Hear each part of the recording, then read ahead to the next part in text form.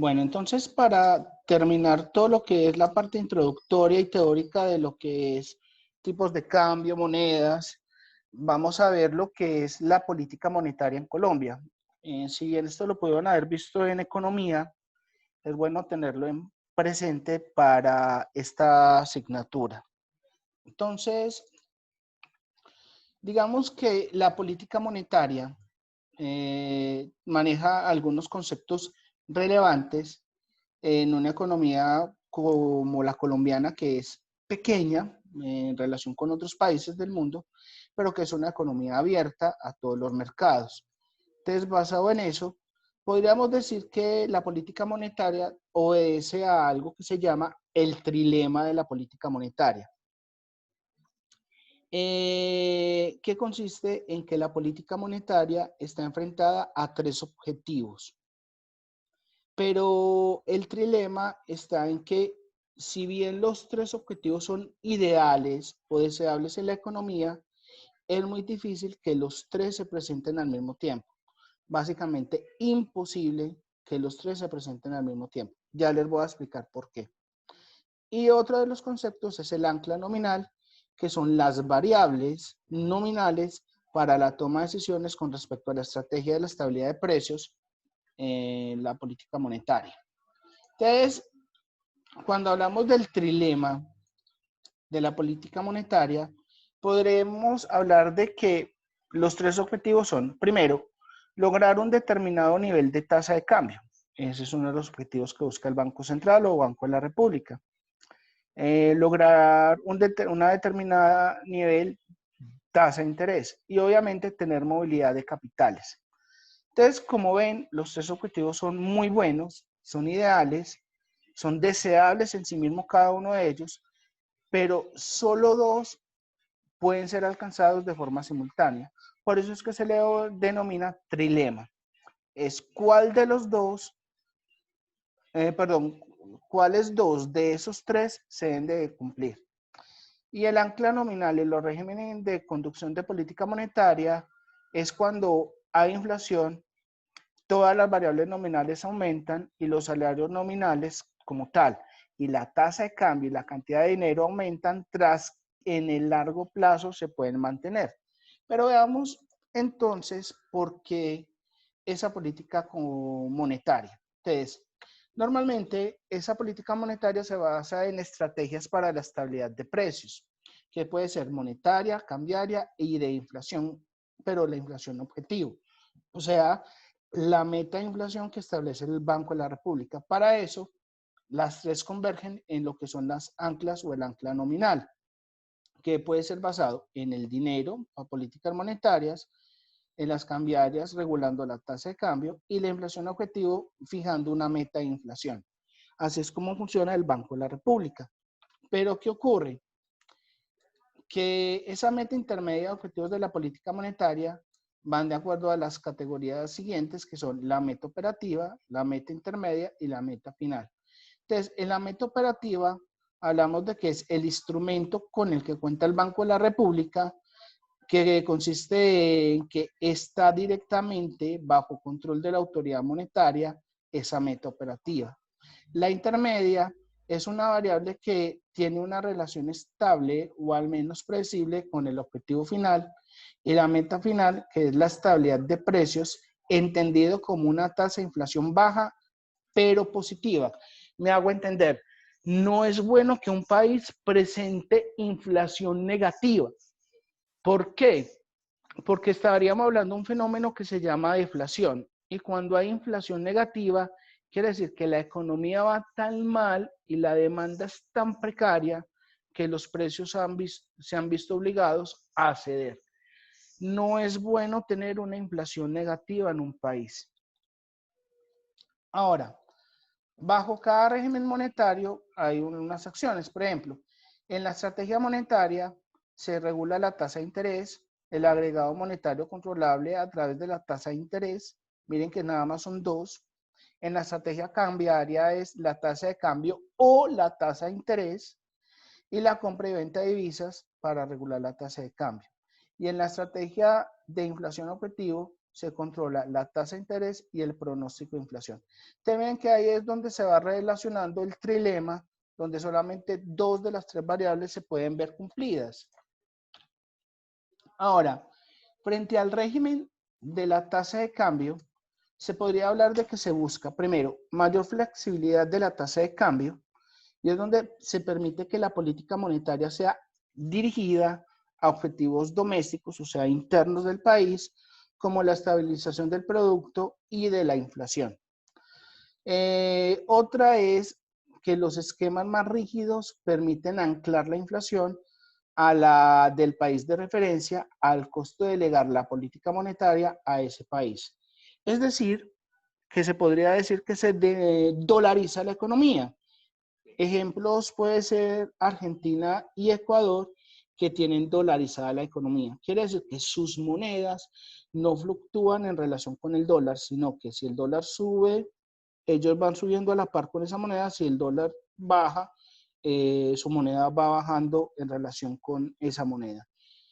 Uno de esos casos se presentó, creo que se los había comentado, si no, bueno, eso lo comenté, fue en riesgo. Hace muchos años, bueno, hace mucho no, relativamente hace poco, recuerden que hace unos 5 o 6 años nosotros tuvimos el dólar por debajo de los 2.000 pesos. Prácticamente estuvimos con un dólar a 1.800, 1.900, 2.000 pesos. Pero poco a poco el dólar se fue fortaleciendo, nuestra moneda y otras monedas del mundo se fueron devaluando en relación con el dólar hasta llegar a niveles de casi los 4.000. Pero eso generó un fenómeno en Ecuador y es el siguiente. Conforme nuestra moneda se fue devaluando, pues el poder adquisitivo de la moneda ecuatoriana se fue fortaleciendo frente al peso colombiano, ganando poder adquisitivo. Eso generó un problema donde en el entonces presidente de Ecuador, Rafael Correa, tuvo que cerrar, digamos, las relaciones comerciales o la frontera entre Colombia y Ecuador desde el punto de vista de intercambio comercial. ¿Por qué? En este caso, no porque fuera mal presidente, sino porque tenía que, o porque estuviera en conflicto o guerra con Colombia. Para nada de eso. En este caso, la decisión que él tomó fue para defender la economía del comercio de su país, porque al devaluarse tanto el peso colombiano, que de un momento a otro pasó de los 1.800 a los 3.000 y pico de pesos, el dólar en relación con el peso colombiano, el poder adquisitivo de los ecuatorianos aumentó en relación con el peso colombiano, porque su economía está dolarizada, o sea, ellos ganan en dólares en vez de la moneda local. ¿Qué ocurre entonces? Que al ganar poder adquisitivo, los ecuatorianos preferían irse para el departamento de Nariño, a Pasto, por ejemplo, a abastecerse de cosas, mercar, comprar electrodomésticos, etcétera, etcétera, etcétera.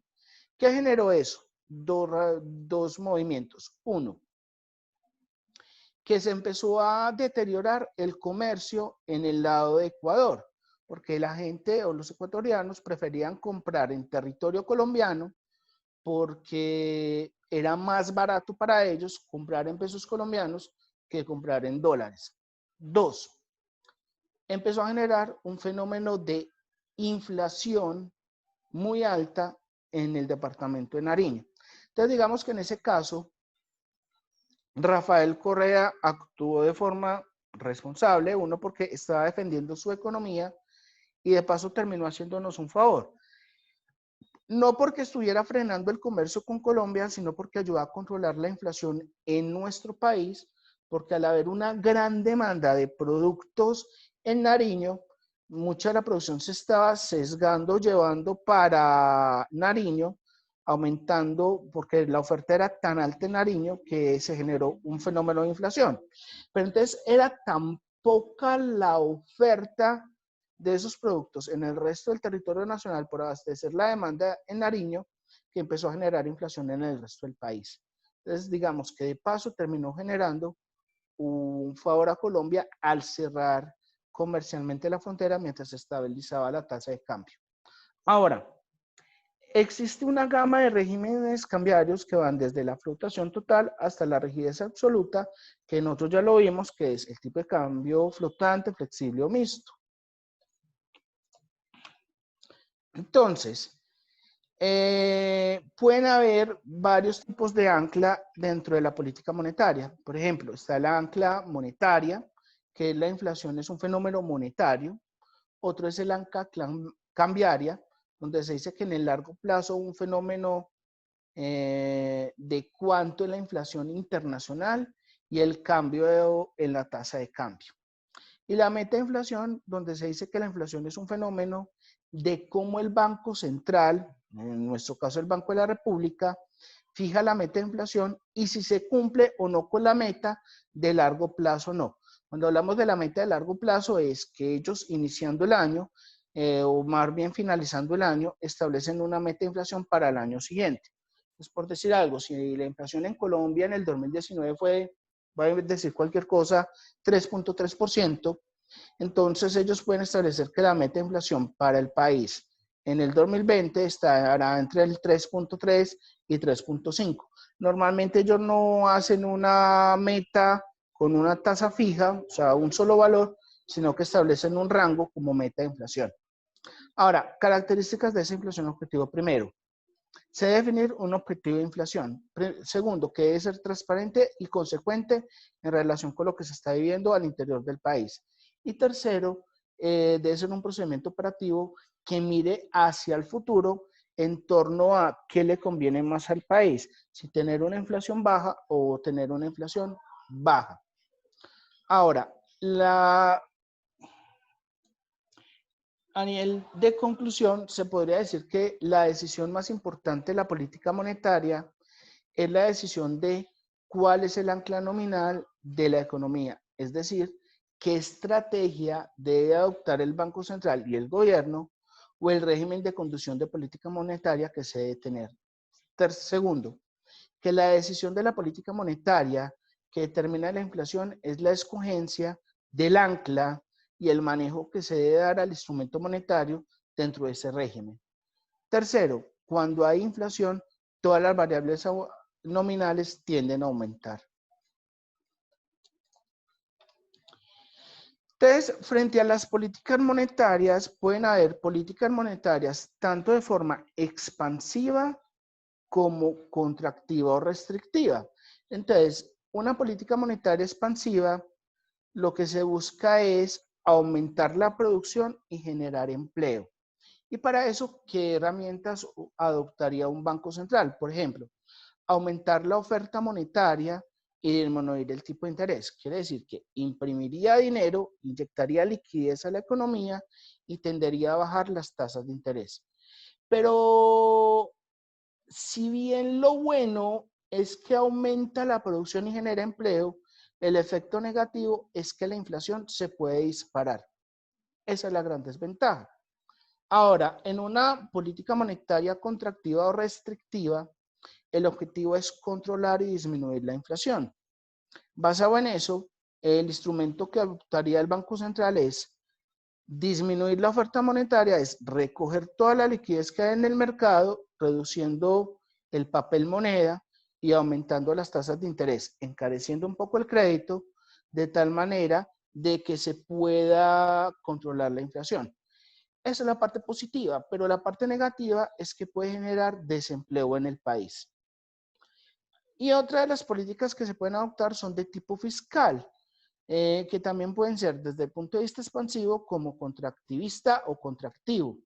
Y es que en la expansiva lo que puede hacer un gobierno es aumentar el gasto público y bajar los impuestos. Cuando hablo de aumentar el gasto público es invertir en educación, salud, infraestructura, o sea, más que todo en gasto que pueda generar empleo y compra de bienes y servicios. Y al bajar impuestos, pues le baja la carga fiscal a las empresas, generando un buen flujo de caja para que las empresas puedan invertir y crecer. ¿Qué beneficios tiene? Que aumenta la renta disponible, incrementa el consumo y la inversión, aumenta la demanda agregada, incentivando a que la gente compre más, ejemplo, un día sin IVA, Y obviamente eso aumenta la producción, el empleo, pero también tiende a aumentar los precios, porque al haber mayor demanda, se puede generar por parte del comercio aumento de precios, aprovechando esa mayor demanda para ellos mejorar su margen de ganancias. Entonces, el problema de las políticas expansivas es que pueden tender a disparar la inflación. Y en una política fiscal contractiva hay un aumento de impuestos porque el gobierno de pronto está en problemas y necesita aumentar el recaudo. Hay una bajada del gasto público. Quiere decir que el gobierno central se aprieta el cinturón y disminuye también el gasto público, no invierte tanto y es más austero. Pero por ende, al aumentar los impuestos puede disminuir la renta disponible, al aumentar las tasas de interés puede haber una disminución en el consumo y obviamente en la inversión, bajando también la demanda agregada y por ende baja la producción, baja el empleo, o sea, aumenta el desempleo, pero también al haber menos demanda, la inflación se controla y los precios bajan. Entonces miren que por eso es que es tan difícil que las políticas monetarias cumplan con los tres objetivos al tiempo. Porque si yo puedo controlar la inflación bajándola, eso genera un efecto de que pueda más adelante aumentar la demanda, pero al aumentar la demanda se vuelve un efecto contracíclico y tiende a aumentar los precios nuevamente. Por eso es que es tan complejo mantener como los tres objetivos a la vez. Sin embargo, Colombia ha sido una excepción, por lo menos hasta antes de la pandemia. Digamos que en las últimas 15, 20 años, Colombia ha logrado mantener baja la inflación. Nosotros veníamos con inflaciones en el siglo, finalizando el siglo pasado, estoy hablando de los años 90, con inflaciones superiores al 20% anual, y hoy en día estamos hablando de inflaciones entre el 3 y el 5%. Estamos hablando de que había un desempleo por encima del 20% y hubo una época en que se logró bajar inclusive el desempleo a un dígito. Hoy en día, por el tema de la pandemia, pues obviamente lo tenemos otra vez por encima del 20%, pero se supone que es un indicador que es puntual, ya que con la reactivación paulatina de la economía, pues se están rescatando nuevamente algunos empleos y ese indicador puede bajar, el de desempleo, pero necesitamos ver cómo es la evolución en el transcurso del año para ver qué medidas va a adoptar el gobierno, si medidas expansivas o contractivas. Yo me imagino que en lo que resta del año, iniciando el 2021, el gobierno debería adoptar políticas expansivas para lograr dinamizar la economía, sacrificando ¿qué?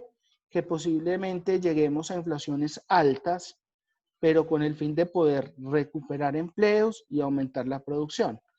Pero más adelante, cuando las empresas estén fortalecidas con una mayor producción, con un consumo activado, es posible que se tenga que llegar a políticas fiscales contractivistas donde se tenga que hacer reformas tributarias para aumentar el recaudo del gobierno nacional para que el gobierno pueda seguir gastando y pueda tener un incremento de recaudo de impuestos. Eso sería un manejo responsable de la economía, pero obviamente el tiempo lo dirá, qué medidas adoptará el gobierno actual y si lo hacen de forma responsable o no. Por el momento, digamos que el gobierno lo que está haciendo es adoptando políticas expansivas, sacrificando recaudo, rebajando impuestos, generando exclusiones, aumentando el gasto público en materia de salud, en materia de educación y otros rubros. Pero ese tipo de exceso de gasto, tarde o temprano lo va a tener que recuperar vía recaudo. Entonces, es un constante ir y venir y obviamente mirando cómo es la evolución de la economía, sobre todo en estas épocas de pandemia, que tienden a ser complejas para lo que es la generación de empleo, la producción Y obviamente por eso en el mes pasado, que ya el DANE publicó la inflación, inclusive para el mes de junio, pues la inflación fue negativa.